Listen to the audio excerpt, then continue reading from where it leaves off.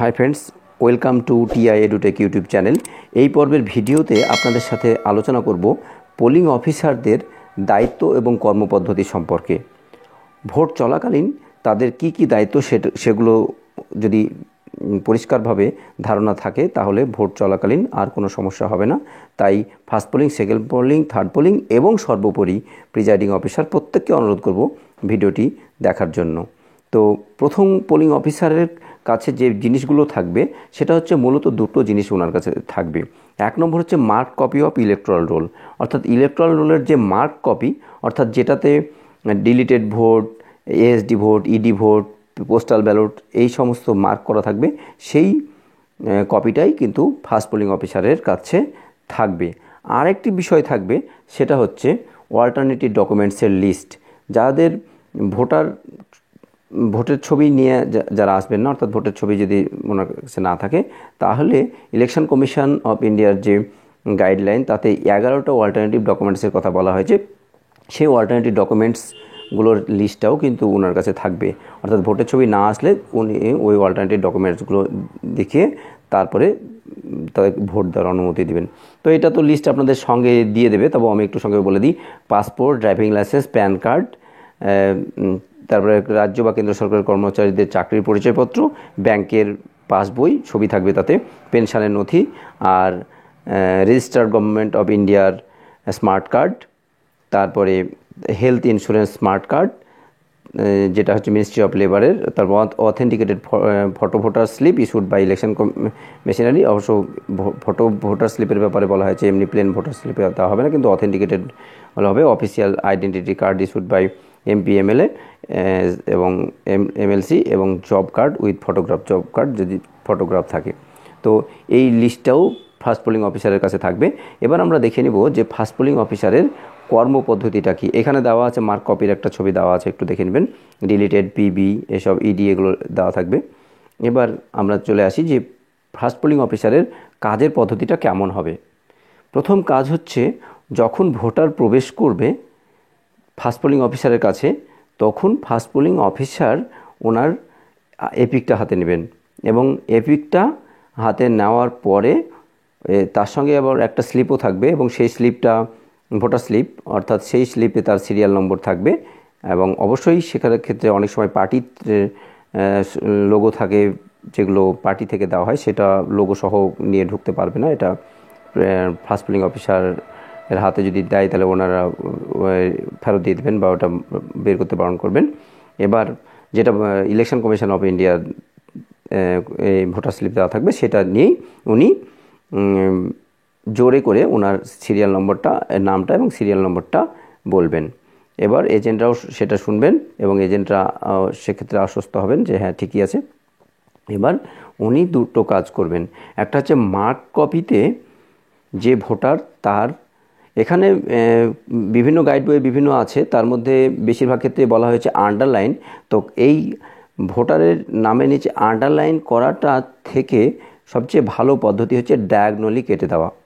ডায়াগনলি কাটাটা খুব ভালো পদ্ধতি, সেক্ষেত্রে খুব মার্কিং সহজ হয় বা দূর থেকে ভালো বোঝা যায়। কিন্তু এখানে যেহেতু আন্ডারলাইন বলেছে, কাজটা আন্ডারলাইনের পক্ষে একটু আন্ডারলাইন কাজ করলে একটু অসুবিধা হয়। তো আপনার পছন্দ মতো যেটা ইচ্ছে করতে পারবেন, তবে ডায়াগনলি করলে সবচেয়ে কাজের সুবিধা হয়। তার কারণ পরে আন্ডারলাইন করলে কিন্তু ওভারলুক করে যাওয়ার সম্ভাবনা থাকে। আর আরেকটা যেটা কাজ, সেটা হচ্ছে ফিমেল ভোটার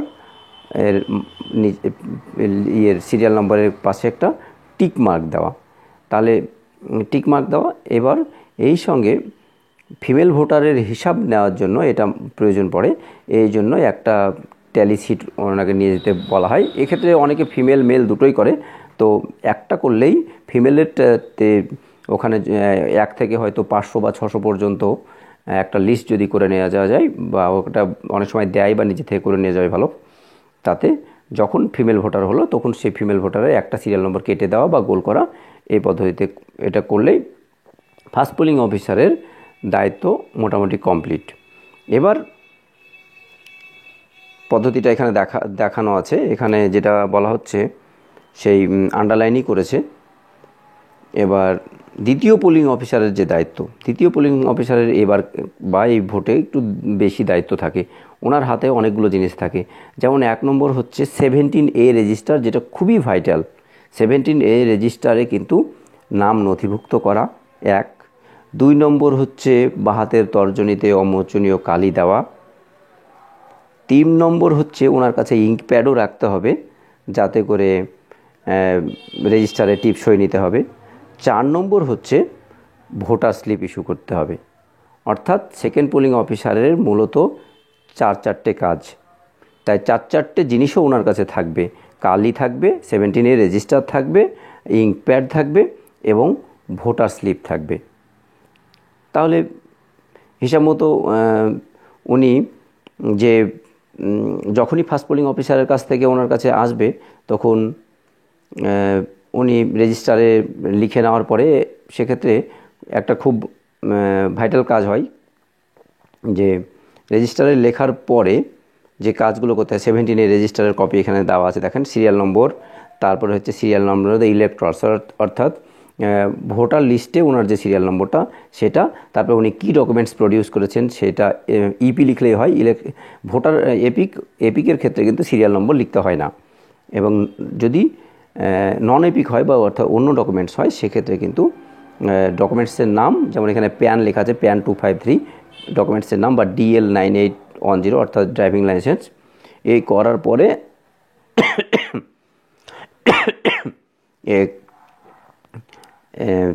এখানে থাম্ব ইমপ্রেশন দিতে হয়। এখানে থাম্ব ইমপ্রেশন বা সিগনেচার, কিন্তু সিগনেচার করতে গেলে সময় বেশি লাগে, এই জন্য আমরা বেশিরভাগ ক্ষেত্রে কিন্তু সিগনেচারটাকে অ্যাভয়েড করি। আর যারা সিগনেচার করতে চায় বা জোর করে অনেকে করতে চায় যে আমি সিগনেচার করবো, সিগনেচার জানি কেন করবো না, তাহলে সেক্ষেত্রে আপনি কিন্তু 17A রেজিস্টারটা ঘোরাবেন না। 17A রেজিস্টার যেভাবে আছে, ভোটারকে উল্টো দিক থেকে ওইভাবেই সিগনেচার করতে বলবেন। সিগনেচারের ক্ষেত্রে রেজিস্টার ঘোরানোর কোনো প্রয়োজন নেই। যদি সিগনেচার কেউ করে, না ঘুরিয়ে সই করতে বলবেন। আর রিমার্কসের ঘরে কোথাও কোথাও লেখার প্রয়োজন পড়ে, যেমন এখানে দেখবেন যে কেউ হয়তো ভোট সব কিছু প্রসিডিওর হওয়ার পরে রিফিউজ টু ভোট করলো, ভোট দিল না, তাহলে সেক্ষেত্রে রিফিউজ টু ভোট লিখতে হবে। তারপরে হচ্ছে পিভি, হচ্ছে প্রক্সি ভোটের ক্ষেত্রে পিভি লিখতে হবে। তারপরে কাউকে ভোট দিতে আপনি দিলেন না, not allowed to voting procedure violate করার জন্য, সেক্ষেত্রে আপনাকে লিখতে হবে। এবং এটার ক্ষেত্রে একটু গুরুত্বপূর্ণ হচ্ছে এখানে প্রিজাইডিং অফিসারের সিগনেচার লাগবে এবং ওখানে তার জন্য ফর্মও ফিল আপ করতে হয়। আর এটা রেজিস্টারের কাজ গেল। আর কালি দেওয়ার কাজের ক্ষেত্রে যেটা হয় যে ভোটারের বাঁ হাতের তর্জনীতে কালি লাগাতে হবে।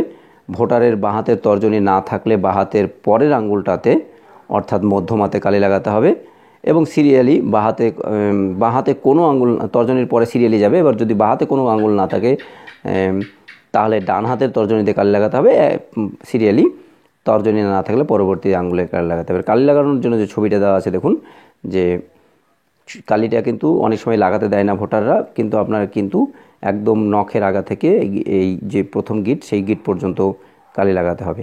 এক্ষেত্রে একটা কথা বলি, সেটা হচ্ছে আপনারা অনেকেই কালি লাগানোর সময় করেন কি ভোটারের আঙুলটা ধরে তারপরে কালি লাগায়, তো এটা করবেন না, কারণ এক্ষেত্রে মহিলা ভোটার হলে একটু সমস্যা হতে পারে, বিভিন্ন কমপ্লেন চলে আসতে পারে। তো আপনি সেকেন্ড পোলিং অফিসাররা একটু খেয়াল রাখবেন যে ভোটারদেরকে বলবেন যে আঙুলটা আপনি বেঞ্চের উপরে বা টেবিল যেটা থাকবে তার উপরে রাখতে বলবেন এবং রাখার পরে আপনি কালিটা টেনে দেবেন। এবং এই পদ্ধতি তো আলোচনা হয়ে গেল 17A রেজিস্টার ফিল আপ করা। এবার আমরা দেখে নেব যে তৃতীয় পোলিং অফিসারের দায়িত্ব। তৃতীয় পোলিং অফিসারের দায়িত্ব বেশি না, কিন্তু খুব গুরুত্বপূর্ণ, কম দায়িত্ব। 1 নম্বর হচ্ছে ইভিএমের কন্ট্রোল ইউনিটটা ওনার দায়িত্বে থাকবেন 1, আর 2 নম্বর হচ্ছে উনি ভোটার স্লিপটা কালেক্ট করবেন। তাহলে ওনার একটা হচ্ছে কন্ট্রোল ইউনিট থাকলো এবং ভোটার স্লিপ যেগুলো সেকেন্ড পোলিং অফিসার ইস্যু করেছিল সেটা তিনি কালেক্ট করবেন এবং তার জন্য রাখার জন্য একটা আপনাকে স্টিক দিয়ে দেবে, সেই স্টিকের ভেতরে ঢুকিয়ে রাখবেন। এবার ওনার অবজারভেশন কী আছে? ওনার অবজারভেশন হচ্ছে যে ভোটারের হাতে বা হাতের তর্জনীতে কালি লাগানো আছে কিনা সেটা উনি দেখবেন। তারপরেও কিছু ওনার গুরুত্বপূর্ণ কাজ আছে, যে উনি ব্যালট ইস্যু করার পরে উনি ভোটারকে যেতে বলবেন এবং ভোট দেওয়ার পরে একটা শব্দ হবে 5 সেকেন্ড, সেই 5 সেকেন্ড সময়টা ওনাকে বলবেন যে এই শব্দটা শেষ হবে, এবং সেই সঙ্গে ভিভিপ্যাটের স্ক্রিনে 7 সেকেন্ডের জন্য উনি যাকে ভোট দিয়েছেন সেটা উনি দেখবেন যে তার নামটা ওখানে শো করছে কি না। যদি এত কিছু বুঝিয়ে বলার সময় হবে না, উনি মোটামুটি 7 সেকেন্ড আস্তে আস্তে সময় চলে যাবে, ফলে আর সমস্যা হবে না। তার কারণ যদি 7 সেকেন্ডের আগে বেরিয়ে অন্য কেউ ভোটার ঢুকে যায় তাহলে সেক্ষেত্রে একটা সমস্যা দেখা দেবে, অর্থাৎ ভোটের সিক্রেসিটা ব্রেক হতে পারে। তাই সেক্ষেত্রে উনি ওখানে থাকলেই ভালো হবে। এবার ভোট তৃতীয় পোলিং অফিসার যে বিষয়টা বলা হয়েছে ওখানে, যে ভোটারকে ওই 7 সেকেন্ড ভোটিং কম্পার্টমেন্ট ছাড়তে বারণ করতে হবে, এবং সবচেয়ে তার থেকেও গুরুত্বপূর্ণ বিষয় হচ্ছে তিনি ভোটটা প্রেস করলেন কি না, এটা ব্যালট ইউনিটের, সেটাই বেশি গুরুত্বপূর্ণ। যে সেক্ষেত্রে অনেক সময় দেখা যায় যে অনেক ভোটার ভোট না দিয়ে বা হয়তো এমন কোথাও প্রেস করলো যে জায়গায় অ্যাকচুয়ালি বাটনে প্রেস না করে অন্য জায়গায় প্রেস করলে ভোটটা হবে না। সেক্ষেত্রে শেষবেলায় যখন ভোটের হিসাব মেলানো যাবে তখন সেই হিসাব মেলাতে খুব সমস্যা হবে, যে একটা ভোট কে না দিয়ে চলে গেলো সেটা আইডেন্টিফাই করা খুব সমস্যা হয়। এই জন্য থার্ড পোলিং অফিসারের দায়িত্ব সবচেয়ে ওই ক্ষেত্রে বেশি, যে উনি খেয়াল করবেন যে যাকে ব্যালটটা যে ইস্যু করা হয়েছে উনি ভোট দিচ্ছেন কি না।